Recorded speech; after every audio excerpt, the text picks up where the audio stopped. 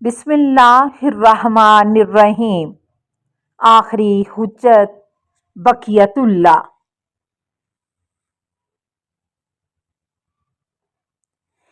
ہندوؤں نے کہا وہ بھگوان کا آخری اوتار کالکی اوتار ہے۔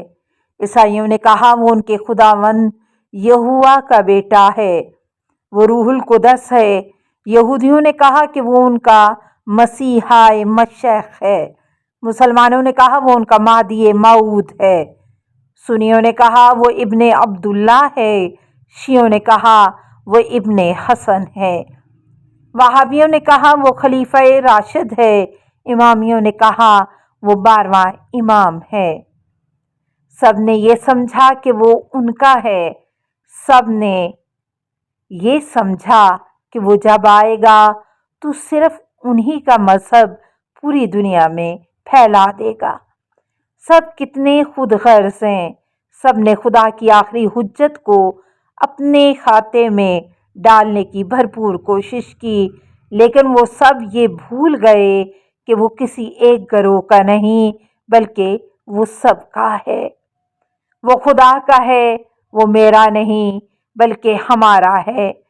چونکہ وہ خدا کا ہے تو جب وہ آئے گا تو اس ایک خدا کا جس کے نام کئی ایک ہیں، اس ایک ایشور کا، اس اللہ کا، اس یہوہ کا، اس پرم آتما کا، اس خداوند خدا کا دین جو اس حقیقی خدا کا دین ہے پوری دنیا میں پھیلا دے گا۔ وہ دین نہ موجودہ ہندوؤں کا دھرم ہے بلکہ وہ دھرم ہوگا جس کی تبلیغ شری کرشن نے کی۔ وہ دین نہ موجودہ یہودیوں کا دین ہوگا بلکہ وہ دین ہوگا جس کی تبلیغ سیدنا موسیٰ علیہ السلام نے کی تھی۔ وہ مذہب نہ موجودہ مسیحیوں کا مذہب ہوگا بلکہ وہ مذہب ہوگا جس کی تبلیغ سیدنا یسوع مسیح علیہ السلام نے کی۔ وہ دین موجودہ اسلام نہیں ہوگا بلکہ وہ اسلام جس کی تبلیغ محمد رسول اللہ صلی اللہ علیہ وآلہ وسلم نے کی تھی۔ غرض یہ کہ ایک حقیقی دین جو ازل سے خدا کا دین ہے اس کو پوری دنیا میں عدل و انصاف سے ایسے بھر دے گا جیسے وہ ظلم و جور سے بھری پڑی تھی۔